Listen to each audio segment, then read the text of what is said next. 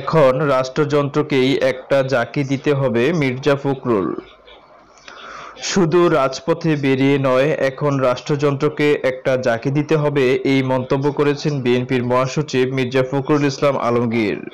তিনি বলেছেন, নাগরিকদের মধ্যে যারা দেশকে ভালোবাসেন, যারা দেশে গণতান্ত্রিক একটা ব্যবস্থা তৈরি করতে চান, তাদের এখন সবাইকে এক হয়ে সোচ্চার কণ্ঠে রাষ্ট্রযন্ত্রকে জাঁকি দিতে হবে। গণস্বাস্থ্য কেন্দ্রের প্রতিষ্ঠাতা জাফরুল্লাহ চৌধুরীর মৃত্যুবার্ষিকীতে আজ এক নাগরিক স্মরণ সভায় বক্তব্য দেন মির্জা ফখরুল ইসলাম আলমগীর।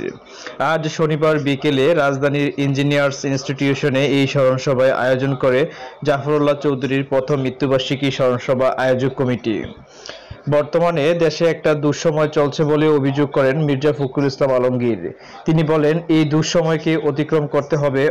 আজকে অর্থনীতিকে পুরোপুরি নিজেদের মতো করে লুটপাট করা হচ্ছে, রাজনৈতিক ব্যবস্থাকে ধ্বংস করা হয়েছে, বর্তমান ব্যবস্থাকে একেবারেই উপড়ে ফেলা হয়েছে।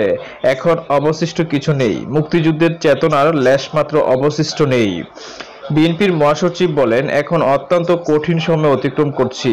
রাজনৈতিক ও অর্থনৈতিক সংকট ভয়াবহভাবে আমাদের আক্রমণ করছে। এর থেকে বেরিয়ে আসার জন্য বিভিন্নভাবে চেষ্টা করছি। আমরা নিগৃহীত হচ্ছি, নির্বিচারে নির্যাতিত হচ্ছি। অনেকে জীবন দিচ্ছেন, তারপরও এই দানবকে সরানো যাচ্ছে না। এটা বাস্তবতা। এখন সমগ্র জাতির ঐক্যবদ্ধ হওয়া প্রয়োজন বলেও উল্লেখ করেন মির্জা ফখরুল। তিনি বলেন, নাগরিকদের মধ্যে যারা দেশকে ভালোবাসেন, যারা দেশে গণতান্ত্রিক একটা ব্যবস্থা তৈরি করতে চান, তাদের এখন সবাইকে এক হয়ে সোচ্চার কণ্ঠে শুধু রাজপথে বেরিয়ে নয়, রাষ্ট্রযন্ত্রকে জাঁকি দিতে হবে।